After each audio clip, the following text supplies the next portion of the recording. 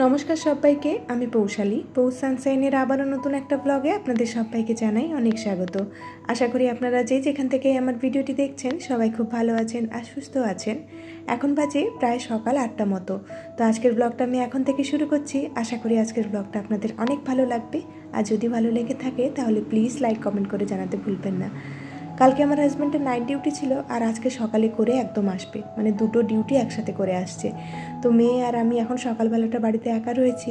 তো ওকে নিয়ে এই ঘুম থেকে উঠলাম, আর উঠেই না ওর ব্রেকফাস্টের জন্য কিছু জিনিস রেডি করে এলাম। একটু সুজি আর মাখানাকে জলের মধ্যে ভিজিয়ে দিয়ে এসেছি, আর একটুখানি শরবত ভিজিয়েছিলাম পালোর, সেটা নিয়ে এই বারান্দাতে চলে এলাম।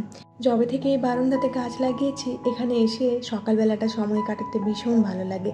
কিন্তু প্রত্যেক দিন কাজের চাপে একদমই আশা হয়ে ওঠে না। ওই গাছে জল দিতে আসি, গাছের একটুখানি সেবা যত্ন করে তারপরে চলে যায়। তো আজকে একটুখানি সময় কাটাচ্ছি, আর মেয়েকে একটু সকালে না জল খাওয়ানোর চেষ্টা করছি। ও সকাল সকাল উঠে আবার মোটামুটি আধ ঘন্টা মতো মুখে কিছুই নিতে চায় না বেশিরভাগ দিনটা। তাও প্রত্যেক দিনই চেষ্টা করি সকালে ঘুম থেকে ওঠার পর একটুখানি জল খাওয়ানোর জন্য। আর এই যে আজকের ওয়েদারটা দেখলাম বেশ ভালো রয়েছে, মানে একটু ঠান্ডা ঠান্ডা রয়েছে। তো প্রথমেই না গাছে একটুখানি জল দিয়ে দিচ্ছি। আর এখানে না গাছের ওপরে এরকম একটা মাটির প্রদীপের ওপরে ডিজাইন করে আমি রেখেছি, অনেকগুলো মাটির প্রদীপ এরকমভাবে ডিজাইন করে রেখেছি। আর এই কিছুদিন আগে এই বেলফুলের গাছটা আমি কিনে এনেছি, বেশ ছোটো ছোটো কুঁড়িও বেরোচ্ছে। আশা করি কিছুদিনের মধ্যেই ফুল বেরোবে। আর প্রত্যেকদিন সকালবেলা উঠে বাবা আর মেয়েতে কিন্তু এই কাজটা থাকে, গাছে এসে জলে স্প্রে করে দেওয়া। তো আমার সাথে বসে একটু স্প্রে করে দিল।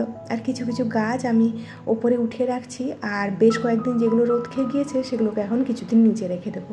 আর এই যে মেয়েকে কোনো রকম একটু ভুলিয়ে ভালিয়ে বসে এসেছি। ও তো একদমই বসতে চাইছে না, আমার পেছনে পেছনেই ঘোরাফেরা করছে। তো এখানটায় আমি চট করে ঘরটা ঝাড়ু দিয়ে নিচ্ছি।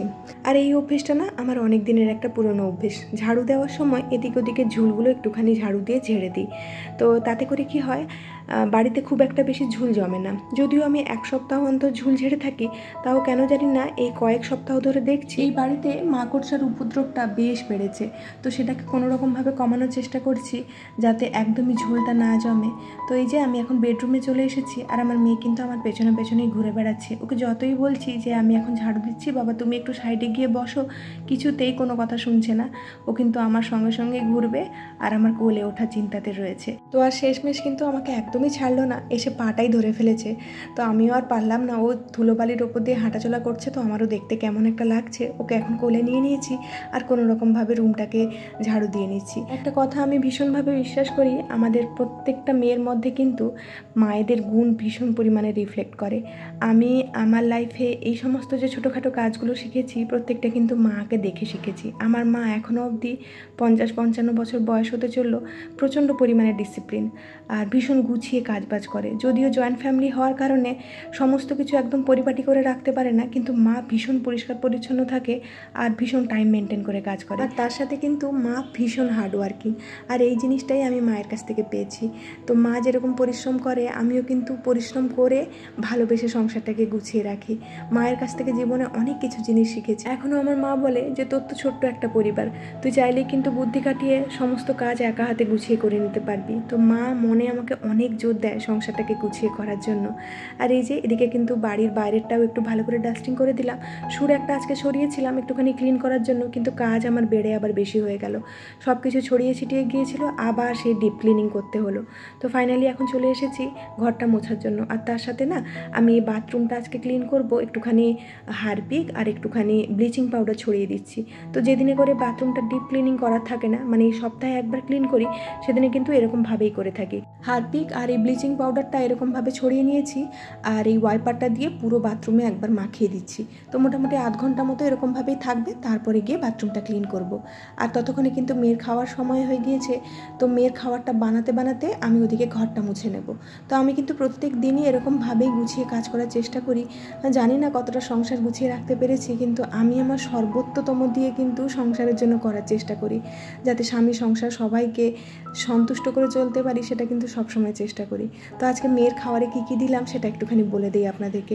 এখানটায় মাখানা সুজিটাকে তো আগে থেকে ভিজিয়ে রেখেছিলাম, তো তার মধ্যে একটু ভেজানো চিড়েও দিয়ে দিয়েছি, আর একটুখানি লবণ, একটুখানি দই দিয়ে এটার একটা ব্যাটার বানিয়ে নিয়েছি। আর এই ব্যাটারটা দিয়েই কিন্তু আমি ছোট ছোট মিনি উত্তাপম বলতে পারেন বা ধোসা ওই রকম জাতীয় কিছু বানিয়ে নিচ্ছি।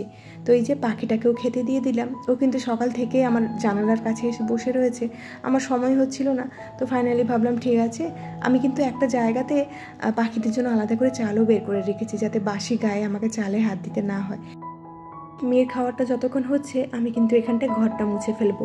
আমি কাজের ফাঁকে ফাঁকেই এরকমভাবে অন্যান্য কাজগুলো ম্যানেজ করতে থাকি। একটা কাজ যে টানা করে তারপরে অন্য একটা কাজে হাত দেবো সেটা আমার আর হয় না। যদিও আমি ওরকমভাবেই কাজ করতে পছন্দ করি, কিন্তু এখন আর সেটা হয় না। ওরকম করতে গেলে না সারা দিনে আমি বাড়ির কাজগুলো শেষ করতে পারবো না। তো এখানটায় মেয়েকে একটুখানি জল খাওয়াচ্ছি, এতক্ষণে জল আর সকালের যে ওষুধগুলো থাকে না সেগুলো খাইয়ে দিচ্ছি। তো এতক্ষণে ম্যাডামের একটু জল খাওয়ার ইচ্ছে হলো। ওকে আমি জল খাওয়ানোর সময় আমার কাছে এরকম একটা ক্যাপ রয়েছে, যেটা প্রায় 25 থেকে 30 ml মতো। তো ওটাতে করে হিসেব করে করে জল খাওয়াই। তাতে করে না সারাদিনে মোটামুটি আমার একটা হিসেব থাকে যে ওকে কত ml মতো জল খাওয়াচ্ছি। আমার বাবু আবার ছোট থেকে জল খাওয়াতে প্রচণ্ড পরিমাণে অনীহা আর কি। তো এরকমভাবেই ওকে ধীরে ধীরে জল খাওয়ানোর অভ্যেস করাচ্ছি। আর এই যে এখানটায় কিন্তু ওর উত্তপমগুলো রেডি। আমি একটুখানি পনির আর চিজ দিয়েছিলাম। তো আজকে এই হাই চেয়ারটাতে একটুখানি বসালাম, যাতে আমি নিচে ঘরটা ভালো করে মুছে নিতে পারি ও যতক্ষণ খাচ্ছে। তো এই খাবারটা ওকে খাওয়াতে মোটামুটি আমার ঘন্টাখানেক মতো সময় লেগেছিল। তো তারপরে চলে এসেছি আমার ব্রেকফাস্টটা বানিয়ে নিতে। আজকে আমি একটুখানি পোহা বানাচ্ছি। আমার এই পোহার রেসিপিটা কিন্তু ভীষণই সিম্পল, কিছু বলছি না আর আপনাদেরকে, আপনারা দেখে নিশ্চয়ই বুঝতে পেরে যাবেন আমি এতে কী কী দিয়েছি। সকাল সকাল আর সবজি কাটতে ইচ্ছে হলো না, একটু বাদাম দিয়েই বানিয়ে ফেললাম। আমার এই পোহাটা খেতে এত ভালো লাগে।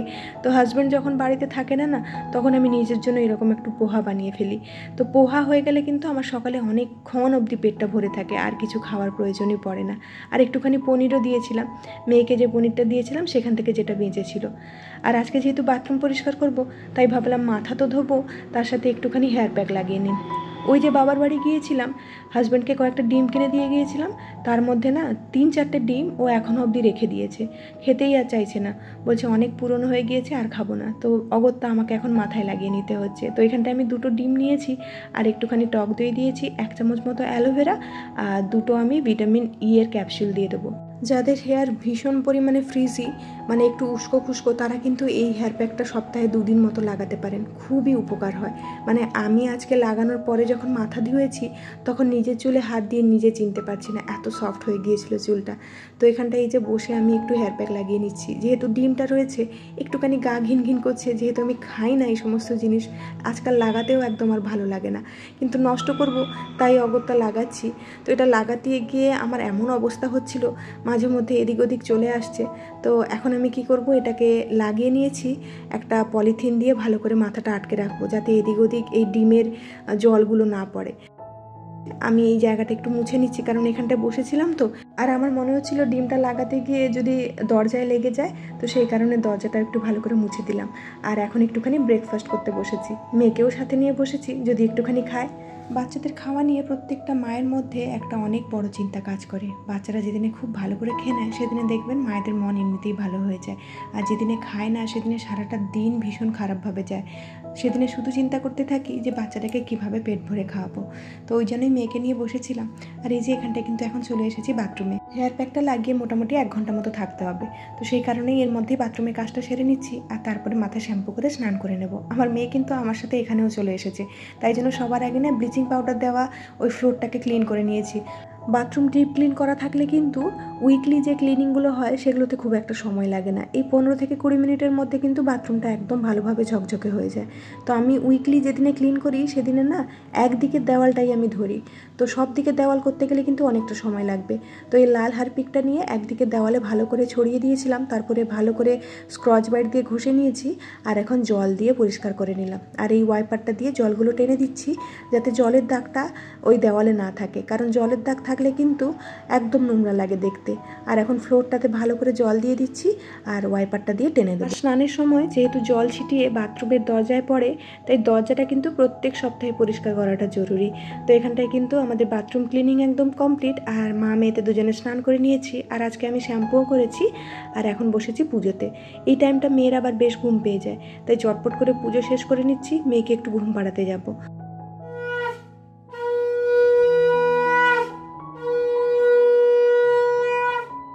এখন আবার বেজে গিয়েছে 11টা মতো।